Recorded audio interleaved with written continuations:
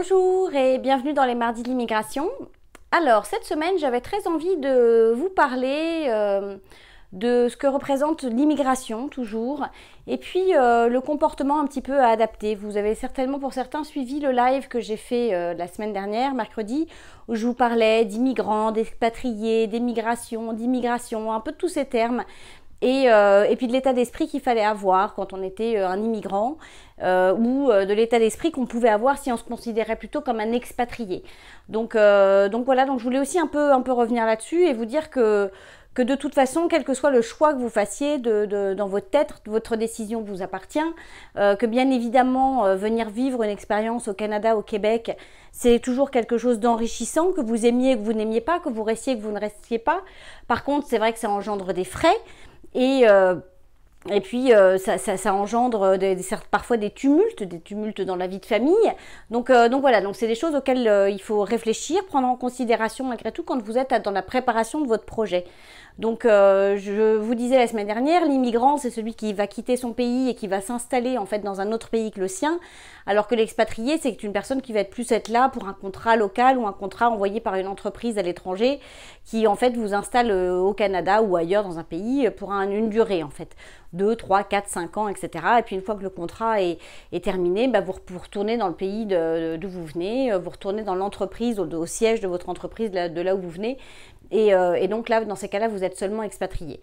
Je dirais que les efforts venant d'un immigrant et les efforts venant d'un expatrié ne seront pas forcément les mêmes. S'adapter ou pas quand on est expatrié n'aura pas forcément d'importance. Suivre toutes les règles ou pas n'auront pas forcément de conséquences.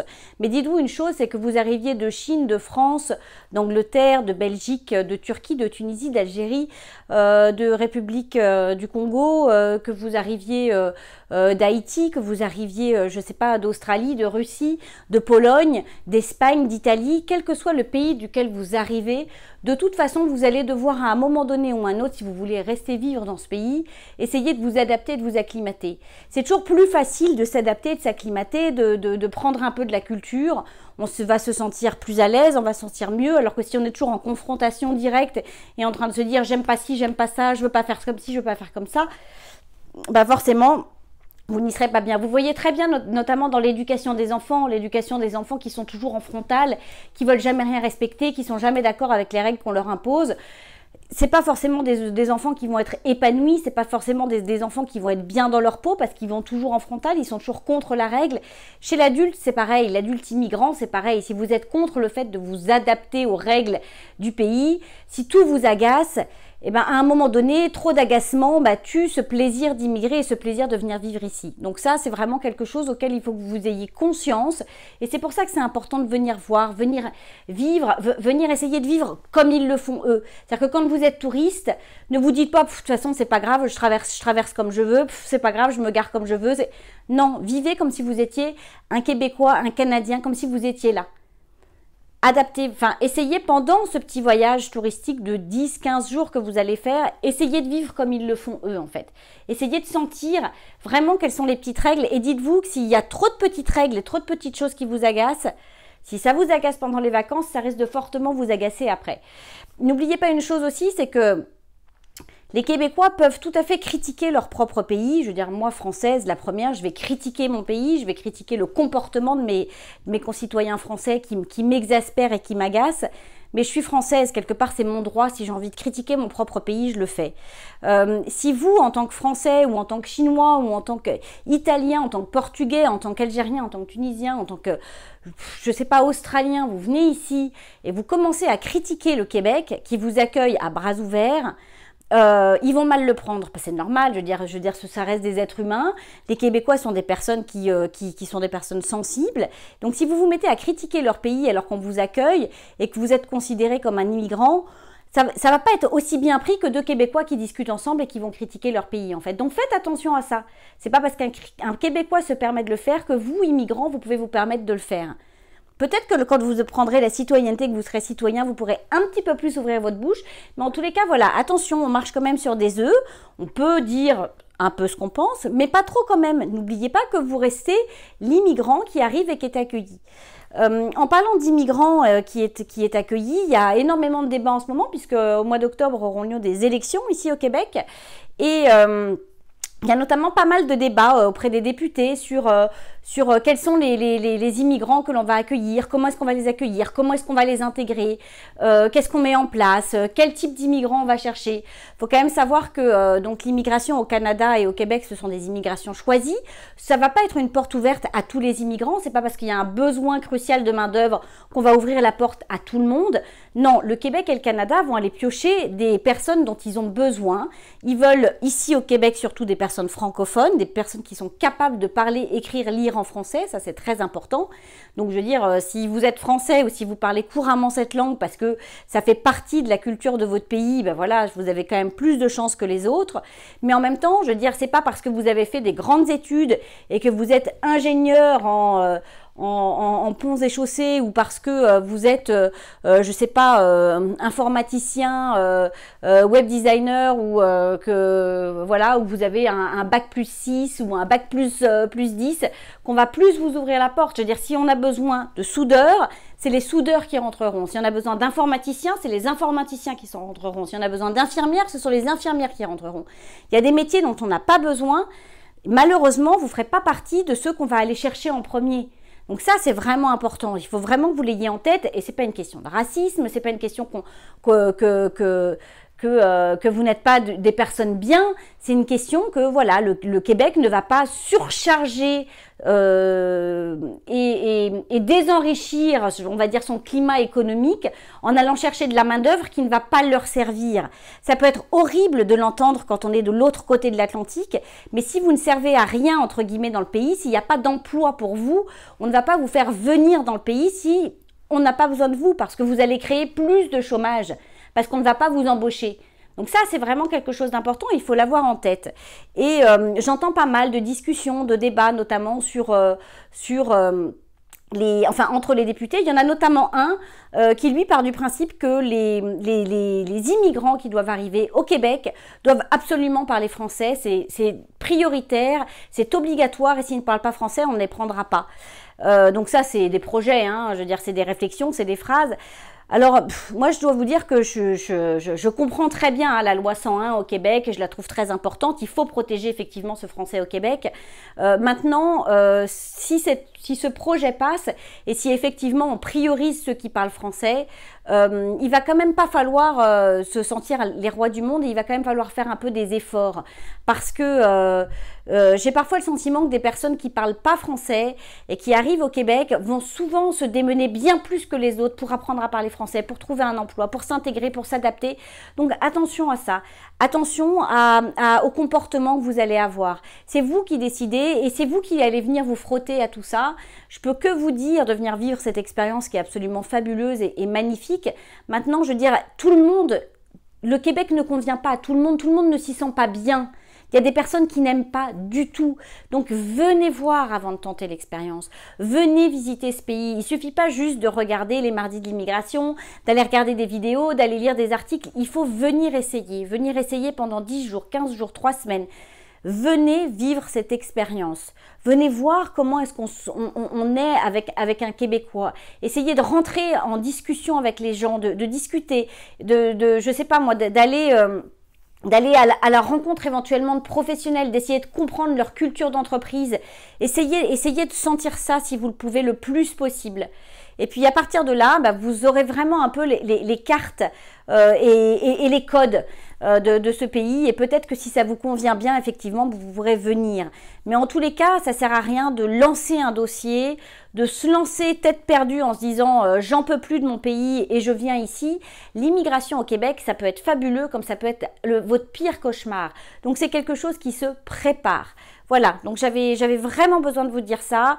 Et n'oubliez pas que pour l'embauche, la culture d'entreprise, que pour le CV, ce sont des choses qui sont très différentes des pays desquels vous venez. Ils ont leur propre code. Si vous voulez que je vous aide à préparer un CV, que je vous aide à préparer un entretien de recrutement, je peux me rendre disponible pour vous. Bien sûr, c'est facturé. Si vous avez besoin d'un déménageur, d'un agent immobilier, si vous avez besoin d'une consultante en immigration, d'un avocat en immigration, c'est pareil. Faites appel à du côté de Montréal. Je suis là pour vous. Donc, n'hésitez pas, si vous vous posez des questions et que vous avez besoin d'échanger, de discuter, de comprendre les écoles, le système scolaire, c'est pareil, je suis à votre disposition. On peut se faire un one-on-one, on peut discuter ensemble et échanger. Donc voilà, allez, on se retrouve tout de suite après la pause avec Valérie et à tout de suite. Conseil de pro vous est présenté par Valérie Flatt, consultante réglementée en immigration canadienne.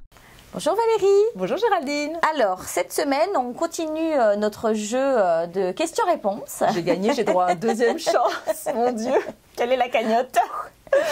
Donc voilà. Aujourd'hui, j'avais assez envie qu'on échange sur les travailleurs permanents au Québec. D'accord. Et donc que tu répondes à des questions qui me sont posées. Et voilà, je pense que ça permet de clarifier un peu les choses quand Parfait. les gens bloquent. Sur certains points précis. Voilà, surtout qu'il y a beaucoup d'informations et trop d'informations tue l'information. Donc allons-y, c'est parti, c'est prête. Je suis prête. Alors, quelle est la première démarche pour obtenir un statut de résidence permanente et donc être travailleur permanent au Québec? Ok, donc la première démarche, alors là je ne sais pas si on est à l'intérieur ou à l'extérieur, mais il y a toujours... À l'extérieur. On est à l'extérieur. On est à l'extérieur, donc en fait actuellement c'est mon projet Québec, D'accord, qui je vous le rappelle disparaît en août. d'accord, Donc vous pouvez toujours aller faire votre profil sur Mon Projet Québec, ça n'engage à rien. À rien. Parce que de dire c'est gratuit, on fait son petit profil et on attend. Donc, voilà. Bon. Moi je dirais maintenant préparez-vous plutôt pour la déclaration d'intérêt. La déclaration d'intérêt, ça sera quand même mieux. Donc ça c'est votre première étape, je dirais. Préparez-vous. Donc sur le site du Midi. C'est sur le site du Midi. Ok. Ce sera en gros le même style d'information que ce qui est actuellement pour Mon Projet Québec, mais mis différemment. Et en gros, moi je dirais, vous évaluez les diplômes, ça on en avait déjà parlé, faites vos évaluations d'études. Ça permet déjà d'être prêt, puis ça prend 2-3 mois, donc allez-y, c'est le moment. Et puis surtout, passez vos tests de langue, quoi, parce que ça donne des points. Et puis la déclaration d'intérêt, je ne vous cache pas que ceux qui ont le maximum de points, ils passeront avant les autres, quoi. D'accord, donc on va être à nouveau certainement sur un système de points. Ouais. Donc autant se préparer maintenant pour le mois d'août, quand la déclaration d'intérêt sera en place, avec reconnaissance des diplômes, test de langue. Parce que c'est pas obligé de passer le test de langue, mais en même temps, ça vous donne des points. Alors, donc autant le faire. Autant le faire. Moi, je dis autant le faire, comme ça, c'est fait. Ma question suivante, c'était comment fonctionne le système de points. Donc on vient de l'aborder plus ou moins La grille Mon Projet Québec, elle existe en ce moment. D'ailleurs, vous pouvez très bien aller voir vous-même tout seul si vous qualifiez ou pas et si vous passez les seuils de sélection. D'accord. Il y a 2 colonnes, vous allez voir, c'est si vous êtes tout seul ou si vous êtes avec un conjoint. D'accord. Donc les points changent. Et si vous passez... On ne sait pas encore comment va être la grille de points sous la déclaration d'intérêt. Mais... en gros, si vous passez actuellement, on estime que vous allez passer sous la nouvelle grille, même si c'est attribué de différentes façons. Ça sera à peu près les mêmes critères de sélection. Donc, au moins, regardez, parce que si vous ne passez pas du tout Mon Projet Québec... c'est pas la peine d'aller... A priori, vous aurez de grandes difficultés pour passer la déclaration d'intérêt. Donc déjà, ça vous donnera une idée, ça vous évitera de perdre votre temps. Mais après ça, on attend tous la grille, cette fameuse grille de la déclaration d'intérêt pour pouvoir en fait évaluer parce les qu'on est profils. d'accord que Mon Projet Québec s'arrête, ça ne s'appellera plus comme ça, et ça deviendra déclaration d'intérêt. Mais ça sera toute une nouvelle grille de sélection, un nouveau système. Un nouveau système. Et ça, ce sera que pour un dossier de résident permanent. Oui. Voilà, ok. Donc, c'est bien, elle connaît bien ses réponses. Hein.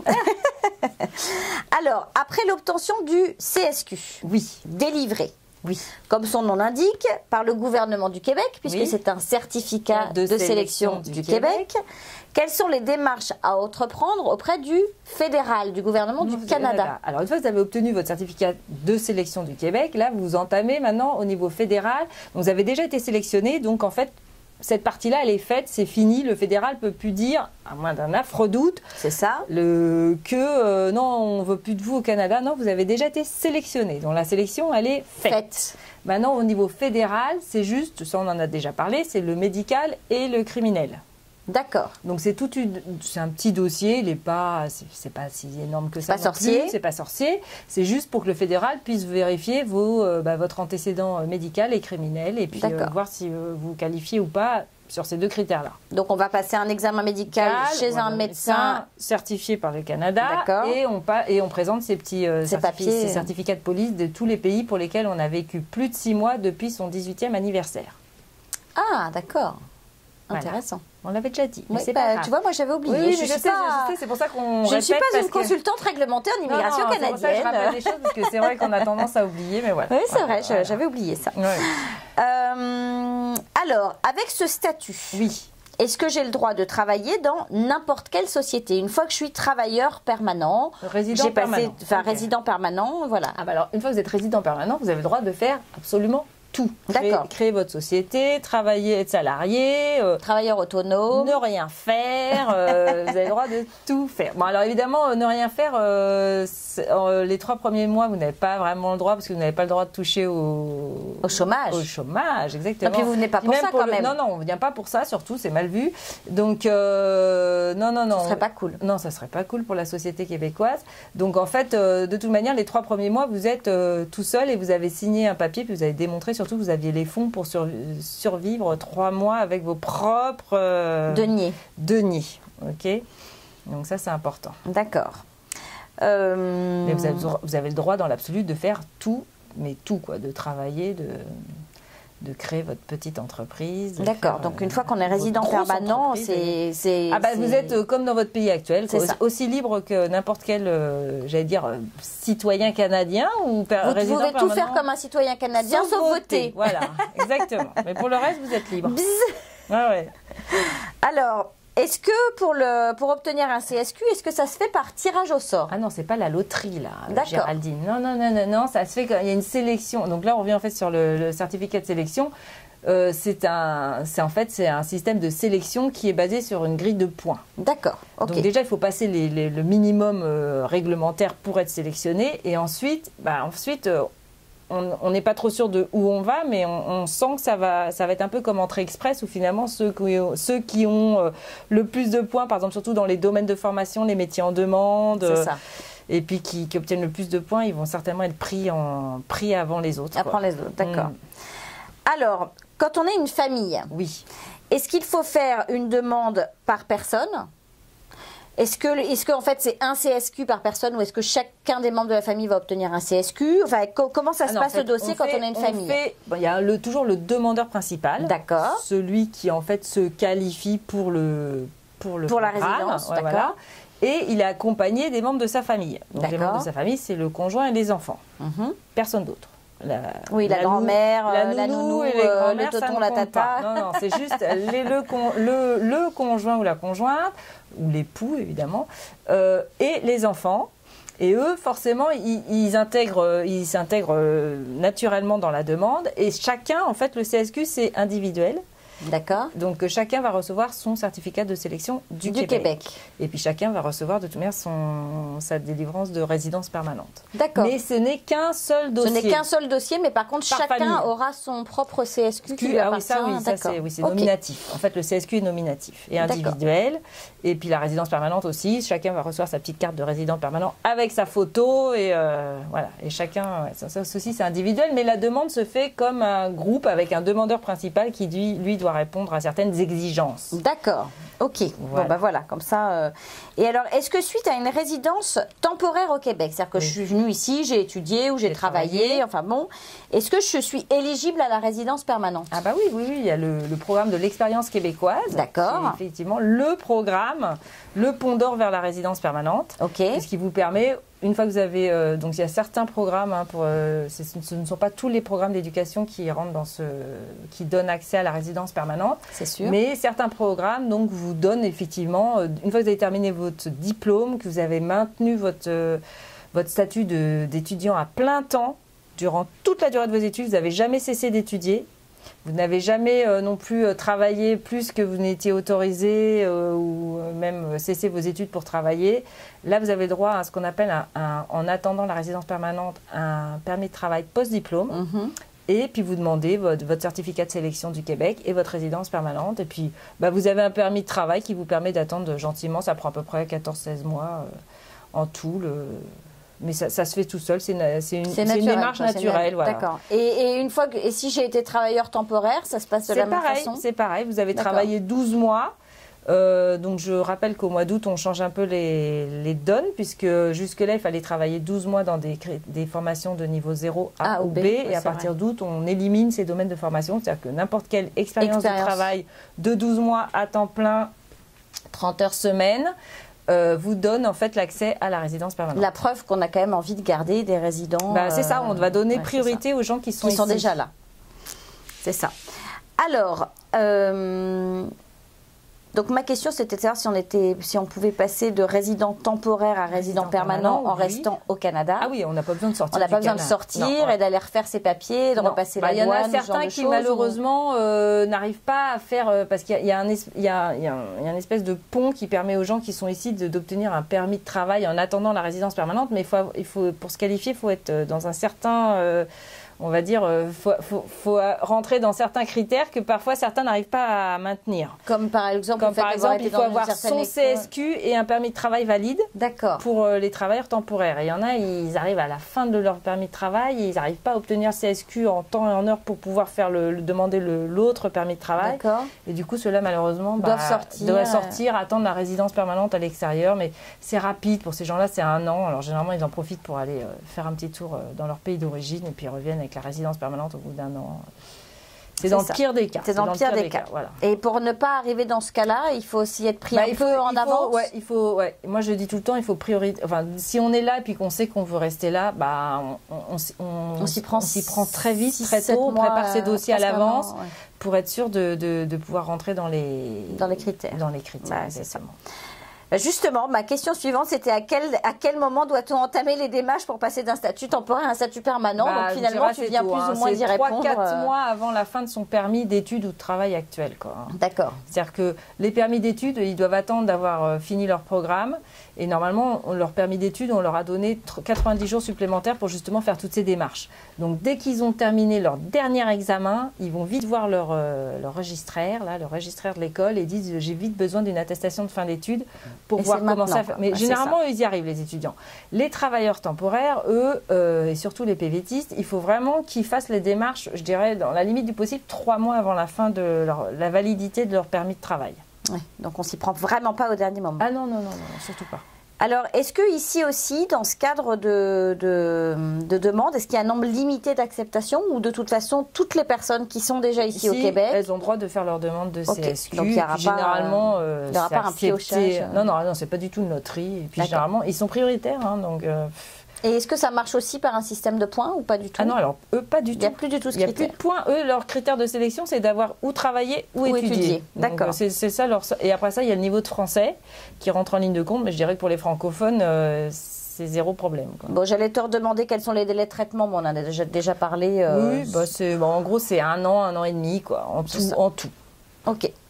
En tout, une fois, oui, c'est ça. C'est-à-dire que le CSQ, c'est assez rapide, mais la résidence permanente, c'est plus long. Et il faut à nouveau passer la petite visite médicale et les certificats de police pour tous les pays où on a vécu plus de 6 mois après son 18e anniversaire. Je le répète, je ne le dirai pas assez. Ok. Et alors, est-ce qu'il y a des différences de délai de traitement entre si jamais on entame les démarches, donc pour être travailleur permanent au Québec, depuis l'intérieur ou depuis l'extérieur? Oui, alors surtout dans la partie économique, je dirais que c'est plus long de l'extérieur. D'accord. On le voit, actuellement, ils sont en train de traiter, il y a 3 ans de délai pour l'extérieur, donc c'est long. On espère qu'avec la déclaration d'intérêt, ça va raccourcir les délais de beaucoup les délais, mais pour le moment, c'est vraiment 3 ans d'attente depuis l'extérieur, alors qu'à l'intérieur, comme on le disait, c'est 1 an. 1 an et demi. C'est ça. Ok. Et une fois que toutes les étapes sont validées et l'obtention du fédéral et du provincial, combien de temps les personnes ont-elles pour faire valider leur visa?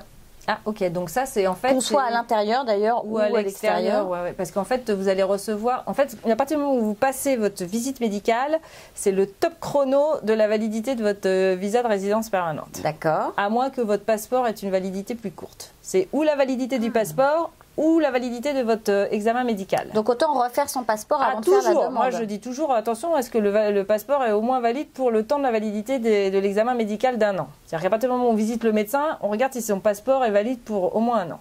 S'il est valide pour moins, bah non, allez refaire votre passeport. Sauf que je sais que c'est pas facile dans certains pays de faire un passeport quand il reste plus de 6 mois de validité sur le passeport. Okay. Ça, c'est un peu le côté pénible de la chose. Mais sinon, c'est sûr que c'est mieux parce que du coup, vous avez plus de placements. En gros, généralement, c'est vers la fin, c'est vers le 8e, 9e mois qu'on vous fait passer la visite médicale. Donc, et quand on nous demande de passer, excuse-moi, la visite médicale, il faut le faire rapidement? On a 30 jours, donc c'est assez rapide. Ah oui, c'est rapide, d'accord. On ne peut pas se dire, j'attends d'être proche de la fin de mon visa. Si j'ai 6 mois, j'attends de me mettre à 3 mois. Non, c'est pas possible. Non, on a 30 jours pour faire la visite médicale. On fait pas de perte de temps à l'agent parce que là, votre dossier, il est sorti de la queue. Là, puis ça, il est en traitement. Donc là, il vous rentrez dans une petite queue de fin. Là, c'est vers la fin. Donc on ne s'amuse pas. On s'amuse pas. Alors, à moins d'être enceinte.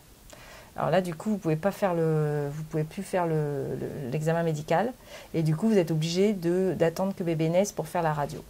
Donc, je dirais, si vous prévoyez d'avoir un bébé, plutôt après la visite médicale ou 9 mois avant. C'est-à-dire que dès qu'on dépose son dossier de résidence permanente, en gros, on peut commencer une grossesse parce qu'à partir du moment où ils vont vous demander, ça va jouer à peu près à 1 mois près. Puis là, vous pouvez demander une dérogation. D'accord. Il ne me reste plus qu'1 mois avant la fin de ma grossesse. Mais pas vers la fin, là, parce que là, c'est bête, ça va vous redécaler 9 mois. D'accord, en effet. Bon, bah voilà, c'était... Puis on ne peut pas prendre le risque de faire une radio enceinte, donc voilà. Ça, c'est sûr, ça, c'est sûr. Bon, bah, merci Valérie d'avoir répondu à mon petit question-réponse. Ouais, voilà. Très intéressant, instructif. Voilà. Et puis, bah, écoutez, on se retrouve tout de suite après la pause. La parole est à vous, vous est présentée par Du Côté de Montréal, partenaire de votre immigration. Bonjour Eric.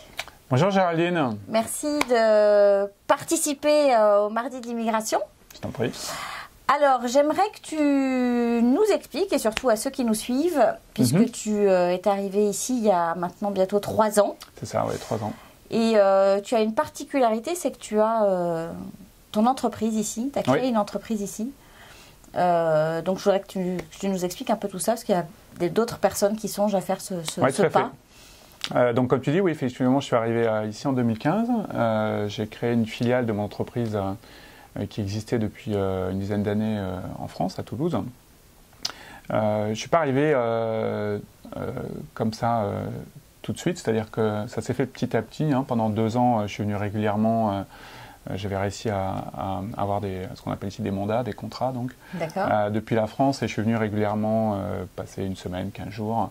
Et donc j'ai pu commencer à avoir un courant d'affaires et ensuite on a décidé de créer une filiale et je me suis muté donc, ici et pour développer la filiale.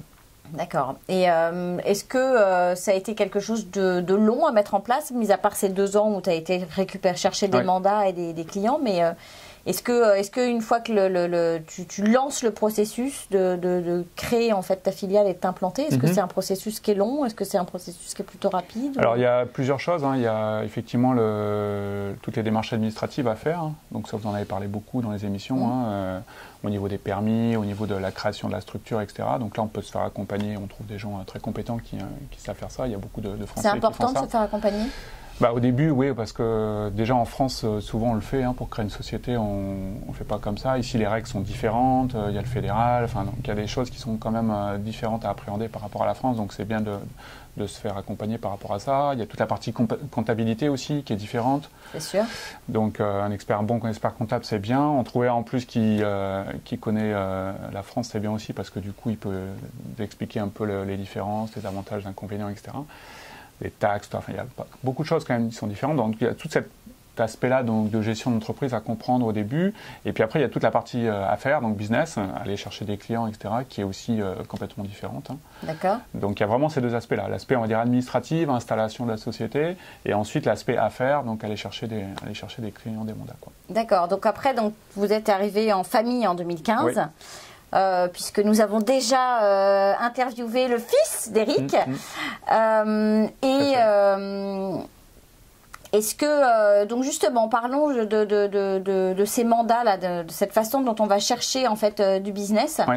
Toi, tu as vraiment remarqué des vraies différences dans la façon dont on appréhende un Québécois, dont on va s'adresser à lui et puis lui proposer en fait un produit quelque part.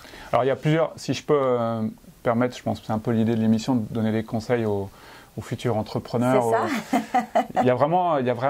C'est vraiment une démarche qu'il faut suivre, hein, qui est très importante. C'est déjà la première question à se poser, ça vous l'avez déjà abordé dans les émissions, c'est est-ce que mon business qui fonctionne en France peut fonctionner ici? C'est ça. D'accord? Et puis s'il n'y en a pas ici, pourquoi? Voilà. Et s'il n'y en a pas, soit c'est une très bonne opportunité, peut-être vous êtes tombé sur une mine d'or, mais bon, c'est quand même assez étonnant. Faut quand même, quand on se dit qu'on n'a pas de concurrence, souvent c'est qu'il n'y a pas de marché. Donc il faut quand même regarder s'il y a un marché. Donc ça, c'est le premier point. Bon, une fois qu'on a détecté un peu s'il y avait un marché, quels étaient les concurrents potentiels sur ce marché, etc. Le deuxième point, c'est comment je vais adresser ce marché.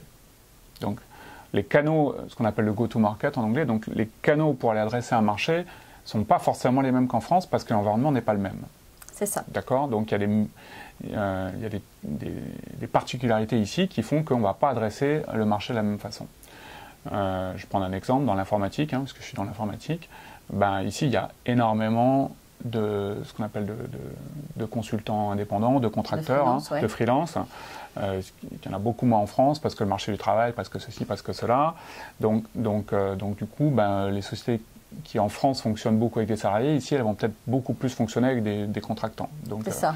Donc, elles vont embaucher un freelance pour une période donnée. Pour une période donnée, donc du coup ça veut dire que le marché est plus fait. Enfin, bon, donc c'est comment je vais accéder à ce marché-là, ça c'est très très important et c'est très difficile à appréhender en faisant un voyage ou deux voyages. Parce que, il faut vraiment être dans le marché, on ne se rend pas compte du chose. Voilà. Donc ça, c'est la deuxième chose. Et une fois qu'on a ça, et encore le troisième point, c'est qu'une fois qu'on a trouvé qu'il y avait un marché, qu'on sait comment l'adresser, et ben, il y a la façon de le faire. Oui, alors d'ailleurs, tu avais une petite anecdote que tu m'as racontée qui pourrait être intéressante à raconter. Tu serais d'accord pour raconter cette petite anecdote de cette réunion et de ce... Ouais, on peut... Oui. On va pas citer de nom. Oui, on va pas citer de nom, mais effectivement, c'est assez... on en a parlé avant l'émission, là, c'est assez révélateur. C'est-à-dire que vraiment, il faut s'attendre ici, donc c'est vrai en règle générale, mais dans le business, c'est encore plus vrai. C'est qu'il y a un vrai choc culturel au niveau de la façon de faire du business. C'est ça. C'est-à-dire que quand vous êtes en réunion d'affaires, comme ils disent, il y a plusieurs choses qui sont difficiles pour nous, les Français. Hein. Le premier, c'est les références. C'est-à-dire que quand vous parlez de choses, vous dites j'ai un client en France, là je viens de France, j'ai un client qui est très connu, je travaille pour une très grosse, je sais pas moi, pour Carrefour, là, un très Carrefour, gros EDF. Bah ici, ça leur dit rien, quoi. On a beau leur dire qu'ils sont très gros et leur dire le nombre de salariés. Ils ne voient pas du tout ce que c'est, donc du coup, vous avez l'impression de l'impressionner, eux, ils ne comprennent rien. Et puis comme le Québécois, enfin, il n'ose pas trop non plus vous le dire, mais c'est vrai aussi, l'inverse c'est vrai aussi, ben, du coup vous avez du mal à sentir ce qui se passe. Et puis l'autre point aussi, c'est que la façon de réagir est aussi beaucoup plus forte ici qu'en Europe. C'est-à-dire que vous allez faire un rendez-vous, vous allez sortir du rendez-vous, vous avez l'impression que vous allez prendre une commande là, dans les 2 heures, là, parce que tellement le client a été positif, c'était super ce que vous faites, etc. Et ça veut juste dire que vous avez fait un bon rendez-vous, quoi. C'est tout. Donc l'appréhension du rendez-vous commercial est aussi complètement différente. Et il y a un autre point aussi, c'est que la réactivité est aussi complètement différente par rapport à ce qu'on connaît en Europe. Les gens ici vont beaucoup plus vite, donc d'un côté comme de l'autre. Hein. C'est-à-dire que si on vous dit, bah ok, ça m'intéresse, faites-moi une proposition commerciale, donc un devis, si le client ne l'a pas dans les 2-3 heures, il ne va pas comprendre. C'est-à-dire qu'il va vous rappeler le lendemain matin, vous avez fait un rendez-vous à 14h, vous sortez du rendez-vous, si à 17h la proposition n'est pas arrivée, le lendemain matin il va vous appeler, mais il va vous dire mais il y a un problème là, pourquoi je n'ai pas de proposition? Parce que ça va très très vite. Et il est capable aussi, vous faites une proposition l'après-midi, il est capable de dire bah ok c'est bon, vous commencez demain ou après-demain, quoi.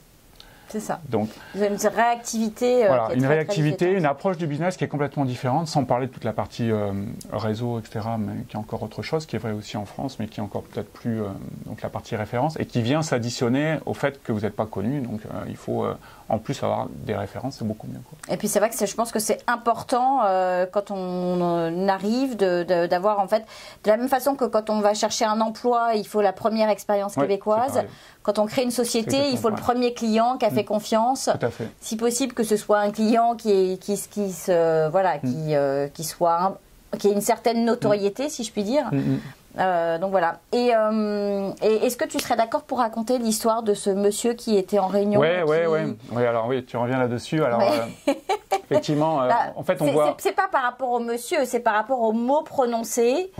Et donc l'approche, en fait, en termes le choc que ça peut faire, puis la réaction même du Québécois face aux mots, en fait. Je pense que c'est ça qui est important pour qu'on se rende compte, en fait, tout simplement. Ouais. En fait, ce qu'il faut comprendre, c'est qu'il y a beaucoup d'entreprises européennes, en fait, puis ça va être, je pense, de plus en plus vrai avec les accords avec l'Europe, là, qui veulent venir s'implanter ici à Montréal. Il y a aussi beaucoup d'aides qui sont faites par les pays, donc la France en particulier, pour que les entreprises viennent faire des relations commerciales ici. Donc on en voit passer beaucoup, quoi.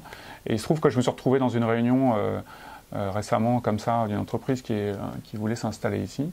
Et donc, quand ça se passe comme ça, en fait, les entreprises, elles voient un certain nombre d'entreprises québécoises, puis elles essaient d'avoir un aperçu du marché en une semaine. Ça se fait assez couramment, quoi. Et moi, je me suis retrouvé dans une de ces réunions-là.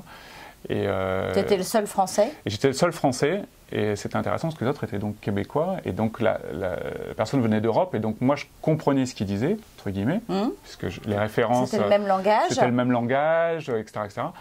Et ce qu'il disait me choquait pas plus que ça, sauf que par rapport, maintenant que je suis là depuis 3 ans, je comprends un peu comment fonctionnent les Québécois. Par rapport à ce qu'il disait, je me suis mis à la place des Québécois, je me suis dit, ça va pas être bon, quoi. Ça va mal se passer. Ça va mal se passer. Enfin, quoi que ça ne se passe jamais mal, parce que voilà. on ne se fâche pas. Et le problème, c'est qu'il va même pas le voir. C'est ça. donc, ouais, voilà. Donc, à un moment donné, il avait sans doute raison, quoi. Il a dit, ouais, en réunion, je trouve que ici, au Québec, vous êtes en retard par rapport à ce qu'on fait en Europe sur tel point et tel point, quoi.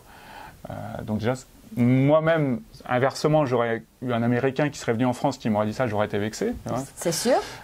Donc déjà, c'est pas très fin. C'est pas très fair, quoi, je trouve. Et en plus, le Québécois, le problème, c'est qu'il réagit pas. Il va pas dire non, c'est pas vrai. Non, il va pas s'en défendre. Il va pas s'en rentrer défendre. Dans un débat. Et donc du coup, il s'en est même pas rendu compte non plus, quoi. Et donc c'était encore pire parce que et quand on n'a pas tous ces codes-là, on ne s'en rend pas compte, quoi. Alors, il a eu une chance, je ne sais pas s'il l'a saisi, s'il l'a eu, mais à un moment donné, il y a un Québécois qui a dit « Mais oui, mais là, vous êtes en train de vivre un choc culturel, en fait. » Et alors, je ne sais pas s'il a bien capté ça, parce que tant qu'on ne l'a pas vécu, on ne le comprend pas.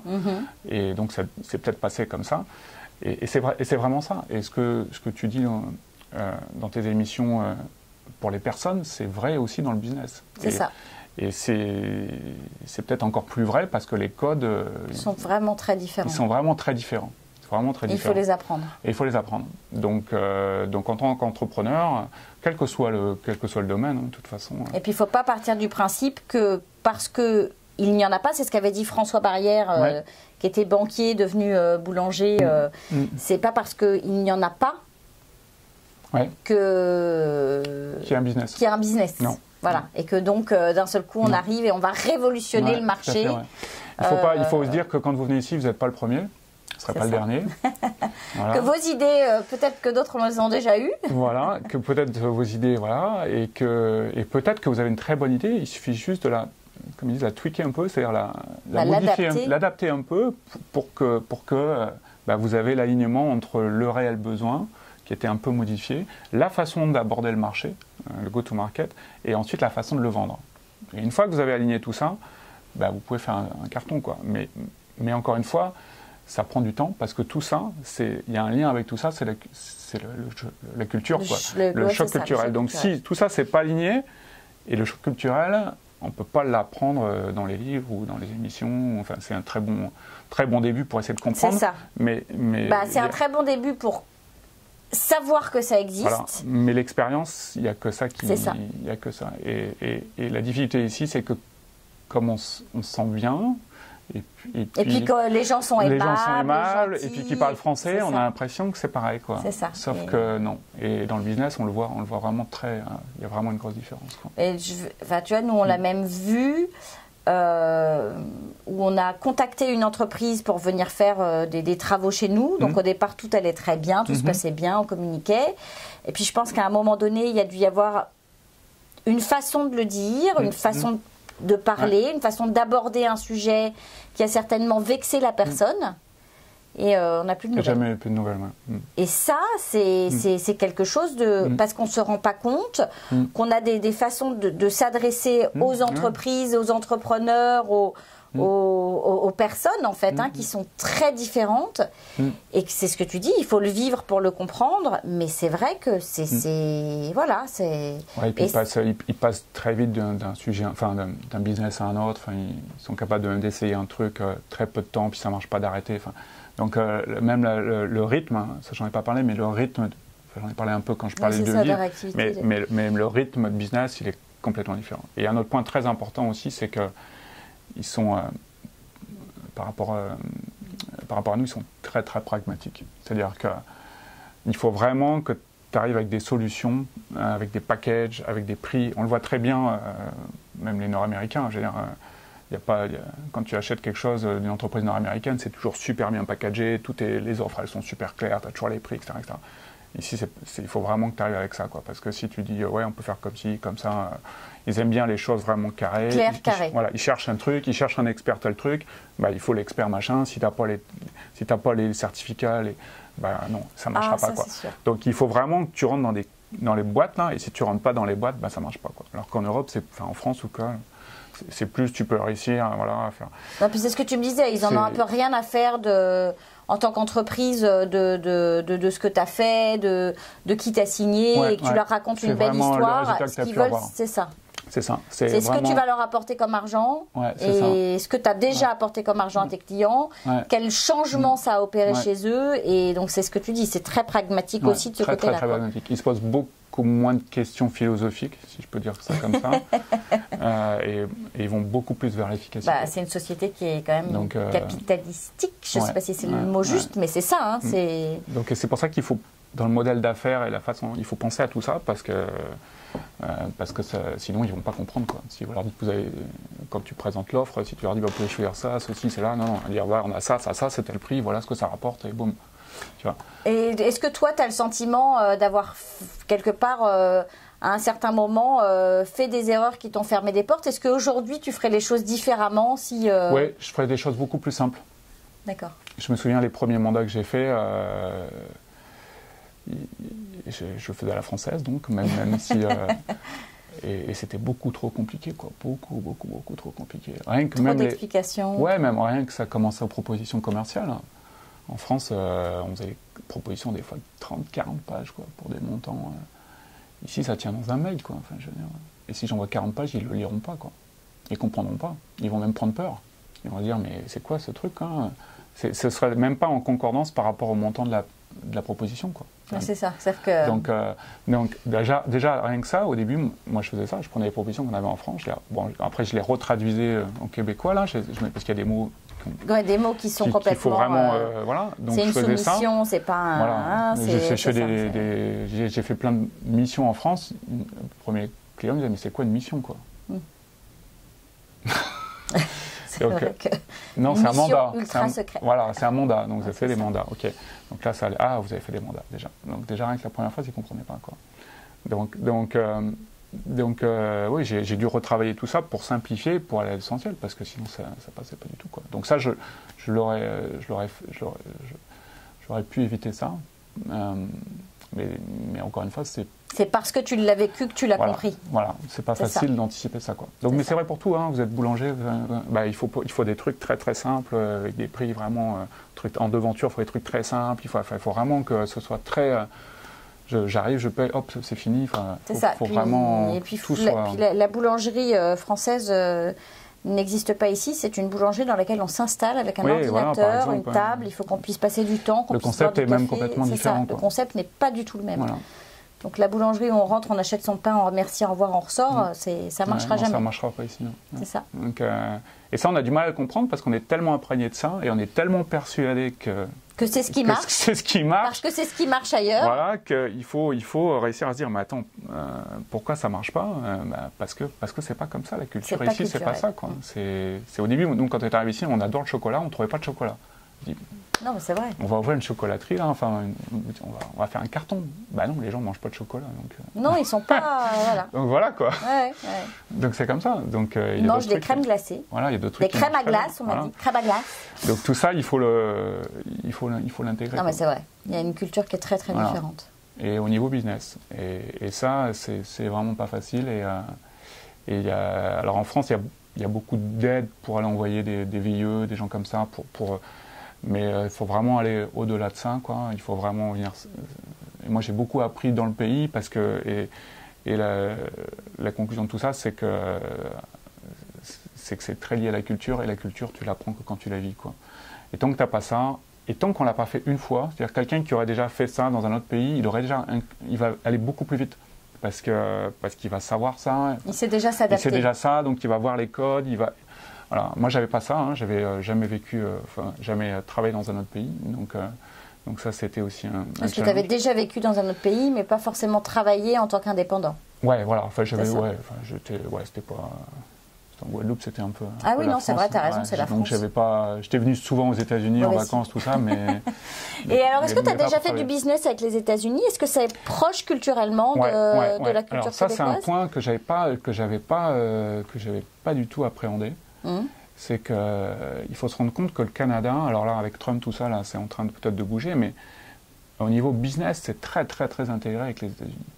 C'est-à-dire D'accord. que les Canadiens, enfin les Québécois ici, ils vont plutôt aller faire du business avec l'Est des États-Unis, donc New York, Washington, etc., qu'aller dans l'Ouest du Canada. Tellement Ah, c'est intégré. d'accord, ils vont plus être avec. Mais oui, parce que- D'accord. Voilà. Et l'Amérique, et ça c'est vraiment, c'est pour ça que je trouve que Montréal c'est une super bonne place, bon, pour plusieurs raisons pour faire du business, mais ça c'en est une que j'avais pas compris au début. C'est que l'Américain, quand vous appelez à New York, vous appelez à San Francisco, vous dites que vous êtes à Montréal, mais l'impact n'a rien à voir. Si vous dites que vous êtes à Paris, bon, déjà ils connaissent Paris, mais l'impact n'a rien à voir. Quand vous appelez ici, vous appelez à San Francisco ou à New York, bah, vous êtes sur le continent nord-américain. Et donc C'est vous ça. partagez instantanément des mêmes cultures d'affaires, pratiquement la même monnaie. Enfin, il y a plein de choses qui font que bah, ça va beaucoup plus vite, quoi. D'accord. Et nous, on l'a vu, enfin moi je l'ai vu, des sociétés avec qui je travaillais en France, ici j'ai mes interlocuteurs nord-américains, ça va, alors il y a aussi la culture, hein, mais ça va beaucoup plus vite. Il y a aussi un point essentiel, c'est que dans l'informatique, la plupart des sociétés, leur siège, il est quand même aux États-Unis, c'est quand même le cœur voilà, de l'informatique, notamment à Silicon Valley. Et donc c'est-à-dire que les gens qui travaillent ici à Montréal, bah, souvent leur responsable direct, il est aux États-Unis et c'est le big boss mondial, quoi. Ah, c'est Donc ça va tout de suite beaucoup plus vite parce qu'il appelle son pote là qui va, voilà, ah bah tiens, pouf, et voilà. Alors que quand vous êtes à Paris, bah, il y a au moins 2-3 échelons Ah, différents. c'est ça. Quoi. Donc ça va être plus Et compliqué. plus la crédibilité, plus plein de choses. Donc c'est vraiment ça, c'est un accélérateur qui est très très important, quoi, et que j'avais pas. Et je pense que c'est lié beaucoup à la culture parce que le produit est le même et c'est toujours pareil. Les gens vous appelez, vous dites, ah Montréal, je suis déjà venu plusieurs fois, je connais, etc. Donc les gens visuellement, enfin tout ça se met en place dans le cerveau. Et ce qui font qu'après, dans les relations, ça ouvre beaucoup plus de portes beaucoup plus rapidement. Donc ça, c'est un point. Et après, par contre, c'est encore. Alors, j'ai pas fait trop de business avec les Américains, mais c'est encore un niveau au-dessus.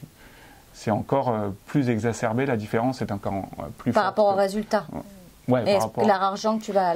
par rapport à la concurrence, par rapport aux résultats, etc. C'est encore, les Canadiens le disent, hein, c'est encore, c'est un peu la jungle. Enfin, c'est encore un autre niveau, quoi. Hein, là, et puis surtout, il y a une différence de. Enfin, Montréal, c'est une grosse ville, mais quand vous êtes à New York, San Francisco, enfin, les moyens sont démesurés. N'ont rien à voir. Ouais, donc, on joue pas du tout dans la même cour. Hein, donc, voilà. Donc, ça, c'est aussi un bon. Enfin, je veux dire, aller ouvrir une succursale à New York ou à San Francisco, il faut. Il faut avoir les reins solides. Il faut énormément, et ça va très très vite, c'est beaucoup d'argent. Alors après, il peut y avoir du gain, mais gros gain, mais c'est un investissement très très très important. Et là, vous cumulez tout. Hein. Vous cumulez le choc culturel, les moyens, le business qui est plus difficile. Donc le fait de passer par Montréal, en tout cas moi, c'est l'analyse que j'avais faite. Étape, en fait. C'est une très très bonne première étape, parce que pour toutes ces raisons, quoi. Et est-ce que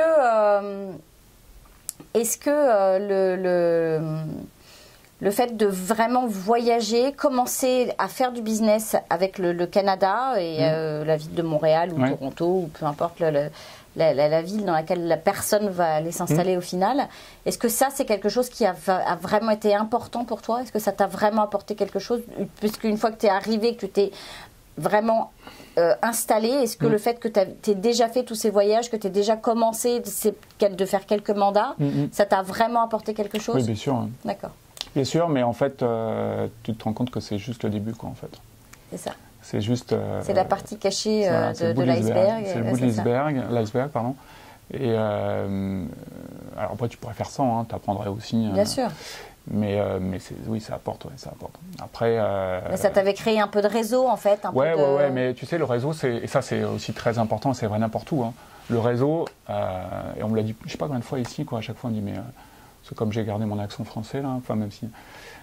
Des fois, on me dit encore, mais vous repartez quand en France, quoi? Je dis, mais non, mais j'habite ici. Et là, on me dit, ah, mais c'est super bien que vous habitez ici, on va pouvoir se revoir. C'est hyper important. Ouais, c'est ça. Je veux dire, ça change tout. Et c'est vrai pour tout. Hein. Vous êtes en province, vous allez à Paris, vous allez à Paris une fois, je sais pas, moi, par mois ou je sais pas quoi.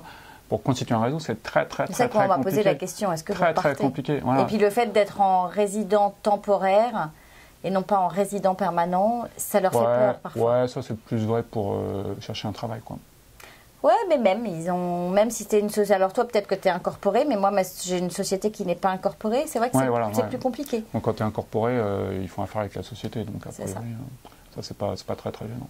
Mais le fait d'être dans le milieu, et puis, mais c'est des choses, c'est pareil, c'est de la culture. Hein, c'est tout con, tu as un rendez-vous d'affaires, on te dit, et évidemment, quand tu as un rendez-vous d'affaires, c'est comme partout, tu parles pas que d'affaires au début, tu essaies d'établir le lien, d'établir la connexion, etc. Et là, tu vas sortir que la semaine dernière, dans le journal de la presse, il y avait un article sur tel truc, quoi. Sauf que si la semaine d'avant, tu étais en France, le journal de la presse, tu l'as pas lu. Sauf et donc, ça change tout, puisque ta connexion, elle va aller beaucoup plus vite, quoi. Donc, et ça, voilà, et tu peux pas... C'est pour ça que quand tu dis oui, c'est bien de venir, parce que tu as ça, tu vois. Mais c'est pas la même chose que... c'est important de bâtir son réseau au fur et à mesure, avant d'arriver, et après, une fois qu'on est là, vraiment rentrer au cœur Quand tu bâtis ton réseau comme ça, que tu le fais petit à petit, les gens, ils savent très bien que tu vas repartir, quoi. Et quand tu vas repartir, ils vont t'oublier, ils vont faire autre chose, parce qu'ils ont aussi ils attendent pas que tu reviennes pour faire du business, quoi. Donc, ils vont faire tous leurs trucs, etc. Et comme en plus, les choses ici vont très vite, les gens, ils changent, machin, etc. Alors moi, j'ai connu des gens quand je suis arrivé ici, ils étaient donc vendeurs, comme ils disent, commercial dans une société, donc il y a maintenant presque 3 ans, ils ont déjà changé 4 fois de boulot, quoi. Ouais, c'est vrai que c'est incroyable. En 3 ans. Donc, ça veut dire qu'ils ont changé en gros tous les ans, quoi, des vendeurs. Et donc, ça veut dire que si tu faisais une mission par an ou 2 missions par an, il y a de fortes chances que la personne allait changer de boîte ou changer de, tu vois. Et donc, du coup, ton contact que tu avais, c'est bien, hein, mais il faut falloir... Donc ça va très très vite, quoi. Donc c'est toujours pareil, si tu n'es pas sur place, c'est très très très compliqué, quoi. Bon, mais alors si tu avais je sais que tu as déjà donné quelques conseils, mais alors déjà, est-ce que toi tu aimes cette vie ici au Québec, au Canada? Est-ce que tu recommandes à d'autres personnes? Alors d'un point de vue personnel ou professionnel? Personnel et professionnel. Est-ce que c'est enrichissant pour les deux? Est-ce que tu as le sentiment que ça t'ouvre des portes aussi? Est-ce que... Ouais. Alors... D'un point de vue personnel, c'est évident que le fait d'avoir appréhendé justement ce biculturalisme et de comprendre, et je m'en suis aperçu, tu vois, lors de cette fameuse réunion-là, je me suis dit, mais moi, ça m'a sauté à la fin, je l'ai compris, je me suis dit, mais quelque part, quelque part, je me suis dit, Eric, tu as appris quelque chose, tu as évolué, parce que lui, il s'en rend pas compte, quoi. Et donc ça, je trouve, c'est enrichissant à plein de points de vue. Hein. On parle de la planète, là, qu'on est tous enfants du monde, etc. Et là, on s'en rend compte quand on commence à avoir ce biculturalisme. Enfin bon, je me sens pas non plus 100% québécois, mais je veux dire, quand on commence à avoir cette notion-là, et puis même dans la langue, parler anglais souvent, etc., et puis qu'on commence à réfléchir en anglais, tout ça, on se dit, il y a quelque chose qui se passe là, et ça, je trouve ça, enfin moi, j'ai toujours rêvé de pouvoir faire ça. Et ça, je trouve c'est très, très enrichissant personnellement. Et après, au niveau des affaires, c'est ce que je disais, c'est qu'effectivement, maintenant, je suis capable de faire des affaires ici, mais je me sens capable d'en faire aux États-Unis et d'en faire n'importe où dans le monde. Parce que j'ai compris ça, et je l'ai vécu, et donc, si demain, il y a une société qui me dit, tiens, il faut aller faire du business aux États-Unis, j'ai déjà tout ce background, et j'ai compris comment ça fonctionnait. Et ça, Enfin, après, tu peux faire une école de commerce, l'étudier, etc. Mais il faut le vivre. Être dans la meilleure école de commerce du monde en France. Tu peux faire commerce international, c'est super, mais ça t'apprendra pas. Voilà. Et j'ai pas mal de jeunes qui viennent, qui travaillent avec moi, qui me disent ça. Au bout d'un mois ou deux, ils me disent, mais oui, on avait étudié tout ça, mais on se rend compte de choses et voilà quoi. Donc c'est vraiment le point positif, c'est ça. Oui, c'est vraiment c'est un enrichissement personnel en fait. Hein, et ça c'est pas de l'argent, c'est juste en toi que tu l'as et tu dis que tu l'auras pour la vie et que ça t'a fait grandir et que voilà quoi. Donc ça c'est très positif je trouve. Et alors si tu avais un conseil à donner à une personne, futur entrepreneur ou un futur moi alors deux choses. Je pense que il faut prendre, parce que ça évolue depuis 3 ans, géopolitiquement, là, avec Trump, avec le Canada, etc., il y a beaucoup de choses qui ont évolué. Donc mon conseil, au niveau, je pense qu'il y a deux niveaux. Il y a le niveau vraiment intérêt pour venir ici, donc au niveau macroéconomique, parce que ça a beaucoup évolué depuis que moi je suis arrivé. Hein. Il y a eu Trump, le CETA, etc. Donc je pense qu'il y a une opportunité vraiment, et ça va s'amplifier. Moi je le vois, je suis souvent sollicité par des entreprises qui sont en France et qui me disent comment on pourrait faire pour venir au Canada, etc. Donc vraiment regardez ça de près.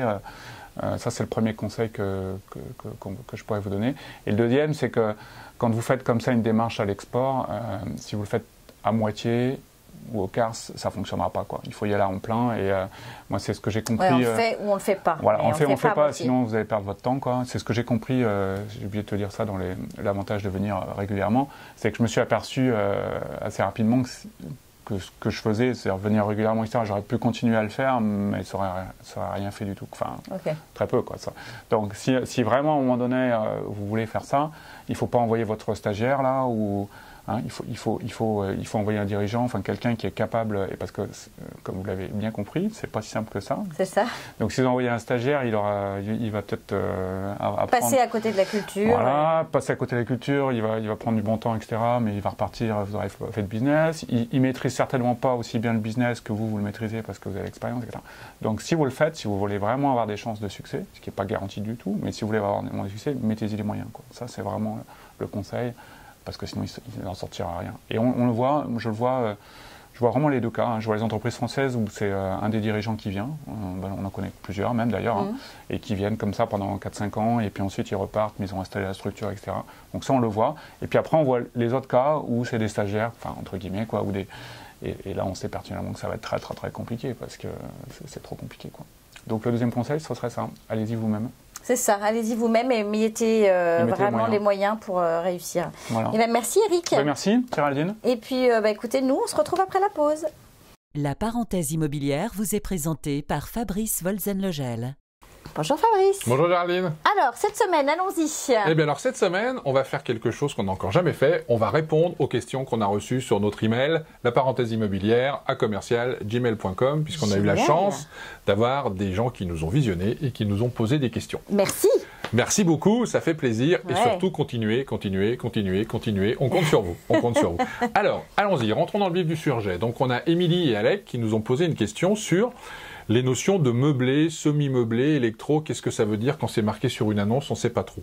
En règle générale, vous avez la mention semi-meublé. C'est très souvent, ça veut dire que vous avez des électros. C'est en fin de compte électro, semi-meublé. C'est les deux choses qui vont ensemble. D'accord. Donc les 5 électros, je rappelle ce que c'est. C'est le frigo, la cuisinière, le lave-vaisselle, la laveuse et la sécheuse. Laveuse sécheuse, c'est lave-linge, sèche-linge. Voilà, lave-linge, sèche-linge, exactement. En général, c'est ça qui est entre guillemets inclus. Ce qui est important de noter, c'est qu'il peut y avoir d'autres choses. Donc, il faut se le faire préciser, mais il faut toujours demander à ce que ça soit noté sur le bail. Ouais, ça, parce que, notamment, si vous avez des télés qui sont inclus, parce que si elles tombent en panne, c'est au propriétaire de faire les réparations pour qu'elles fonctionnent. Il vous les met à disposition et sa responsabilité, c'est que ça fonctionne. Même si le lave-vaisselle ou la laveuse sécheuse tombe en panne, il doit faire en sorte que ça fonctionne si c'est bien écrit au bail. Exactement, ça fait partie du bail. Sinon après, c'est des discussions. Non, c'est pas à moi, c'est vous. Non, si c'est écrit au bail, c'est de sa responsabilité. Vous n'avez pas de problème, hormis s'il a mis une clause d'exonération de sa responsabilité sur le bail. Mais en général, c'est des choses qui ne se font pas. Donc voilà pour cette nuance. J'ai une autre question qui est un peu plus difficile, c'est la facture de chauffage. C'est une grosse question, on est dans un pays où on a quelques mois par an, il fait un petit peu froid, donc c'est souvent, c'est combien ça va me coûter en chauffage. Et ça, c'est une des grandes craintes et des grandes interrogations. Difficile de répondre, mais on va dire qu'en moyenne, sur une maison ou un appartement qui est isolé normalement, avec des fenêtres en bon état, avec une isolation normale, un toit en bon état, et sur un 2 chambres ou un 3 chambres, on va se situer aux alentours de 120 $ par mois. Ouais. C'est ça qui vous permettra de vous éclairer et de vous chauffer. Entre 1200 et 1500 $ par an, c'est le budget qui devrait normalement vous permettre aisément de vous chauffer. La chance qu'on a ici, c'est que l'électricité n'est pas chère. C'est ça. Voilà, donc il faut en profiter. Est-ce qu'un propriétaire a le droit de limiter le nombre d'animaux que je vais avoir dans mon appartement? Oui. Propriétaire, et c'est son appartement, entre guillemets, je dirais qu'il a tous les droits sur ce sujet-là. Il peut vous refuser des animaux en disant non, moi j'en veux pas du tout. Il a le droit de vous autoriser un chat, un chien, et puis de vous dire qu'il veut un chien de moins de 20 kilos ou qu'il veut uniquement un chat qui, c'est assez cruel parce qu'on n'a pas l'habitude en France, mais des fois on nous le demande ici, c'est que le chat soit dégriffé. Vous n'êtes pas obligé, mais si vous ne le dégriffez pas, vous n'aurez pas l'appartement. Voilà. Donc, en règle générale, il y a aussi, excuse-moi, la réglementation de la ville dans laquelle vous habitez ou de l'arrondissement, alors qu'il n'a rien avec le propriétaire, mais ils ont leur propre réglementation et en fonction des quartiers ou des villes, moi je sais que j'avais beaucoup regardé parce qu'on voulait venir avec 2 chiens et un chat. Et il y avait des quartiers ou des villes dans lesquelles ce n'était pas possible. C'est pas possible. Et pendant qu'on parle de ça, pensez, quand vous avez notamment un chien, à aller le déclarer à la municipalité et payer votre taxe, parce que si vous le déclarez, c'est pas pour juste le plaisir de le déclarer, c'est parce qu'il y a une petite taxe, entre 50, 70, des fois c'est un peu moins, etc. Et puis ils vous donnent une petite médaille, et comme ça, quand vous promenez votre chien dans l'arrondissement, ou qui se promène tout seul, et qui se fait arrêter, et ben il est en conformité. Vous n'aurez pas d'amende, voilà, parce que sinon on risque de vous mettre une amende parce que qui sera un petit peu plus cher que la taxe annuelle. Exactement. Donc voilà, donc pour résumer, oui, le propriétaire, il a le droit de vous limiter le nombre d'animaux, il a le droit aussi de dire que si vous avez des animaux, il faut lui trouver un moyen de, entre guillemets, le garantir qu'il n'y aura pas de dégâts, ou de lui donner un dépôt, ou de lui donner quoi que ce soit pour faire en sorte que, s'il y a des dégâts, il soit protégé. Voilà, donc ça fonctionne comme ça. Ensuite, on a les questions de Madame Jacou. Elle voulait savoir, est-ce qu'un propriétaire peut limiter le nombre d'occupants dans un appartement? Non. Sauf si la surface le justifie. Je m'explique, si vous louez un appartement avec 3 chambres, il ne peut pas vous dire qu'il ne faut pas plus de 6 personnes. D'accord. Mais par contre, si vous louez un studio qui fait 20 mètres carrés, là, il a le droit de vous dire, vous ne pouvez pas en faire une coloc pour 6 ou pour 8. C'est ça. Mais dans la grande majorité des cas, non. Et moi, j'ai jamais vu quelqu'un qui interdisait ou qui limitait le nombre d'occupants dans un appartement. Autre question, c'est avons-nous un délai de 10 jours une fois qu'on a signé le bail pour se rétracter? Ce fameux délai de rétractation. Eh bien non, ici, ça n'existe pas. C'est-à-dire, quand vous avez signé un bail, c'est un contrat, vous êtes engagé, et vous devez aller au bout du contrat, c'est-à-dire payer jusqu'au bout sur le terme que vous avez fixé. Si vous avez prévu 1 an, on paye 1 an. Vous payez 1 an. Donc non, vous n'avez pas de possibilité de vous rétracter, même si vous changez d'avis, même si vous vous rendez compte que vous avez trouvé mieux pour moins cher, etc. Si c'est signé, c'est signé. Et puis on ne peut pas se faire un préavis de 3 mois ou d'1 mois pour dire finalement je vais partir. C'est 1 an, c'est 1 an, c'est 6 mois, c'est 6 mois. Exactement. Autre question qui arrive souvent, c'est quand il y a des réparations urgentes. Et là, je parle bien de réparations urgentes, c'est-à-dire un gros dégât. Grosse fuite d'eau au toit, canalisation qui a pu lâcher dans un sous-sol et de l'eau qui se répand, gros problème de chauffage, le chauffage qui s'arrête en plein hiver, qu'est-ce qu'il fait? Est-ce que j'ai le droit, en tant que de locataire, de faire réparer, puis après de, comme on dit ici, refiler la facture au propriétaire ou de le déduire de mon loyer? Attention, ça doit demeurer l'exception. C'est-à-dire que pour arriver à ça, il faut que vous puissiez prouver que vous avez cherché à joindre le propriétaire de façon répétée plusieurs fois dans la journée, puisqu'on parle quand même d'urgence, mais plusieurs fois sur 2, 3 ou 4 heures, par à la fois courriel, par à la fois téléphone, par texto, enfin par tous les moyens que vous avez à votre disposition, et qu'il ne vous a pas répondu. Et que pour la bonne sauvegarde du condo, de l'appartement ou de la maison, vous avez dû faire intervenir quelqu'un. Et quand vous faites intervenir quelqu'un, il doit juste appliquer une réparation minimum. Pour stopper les dégâts. Il y a une fuite d'eau, à la limite, il doit colmater et faire en sorte que ça ne fuit pas. Il ne doit pas refaire la colonne d'eau. Il y a un problème au toit, il ne doit pas enlever 1/3 du toit puis le refaire pour dire que ça soit bien fait. Il doit juste mettre un plastique, trouver une solution pour faire en sorte que les dégâts s'arrêtent. C'est ça, c'est la réparation minimum.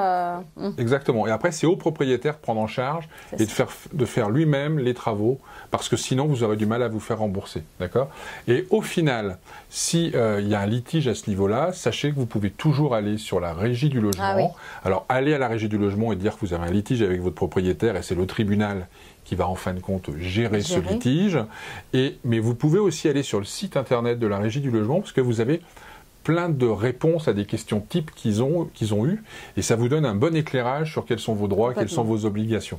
Et en cas d'urgence, on peut aussi les avoir au téléphone. Hein. Tout à fait. En cas d'urgence, vous pouvez les appeler et leur dire qu'est-ce que je dois faire, j'en suis là, qu'est-ce que je dois faire, et notez bien qui vous parle à la régie, quelle heure il est, comme ça vous permettra, s'il y a litige derrière, d'avoir quand même la trace que vous avez fait tout ce qu'il fallait pour être en conformité avec la loi ici.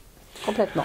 De la même façon, quand vous avez, alors là, un petit problème, un évier qui est bouché, on va dire les toilettes qui sont bouchées, est-ce que c'est vous qui devez payer ou est-ce que c'est le propriétaire? De la même façon, c'est le propriétaire.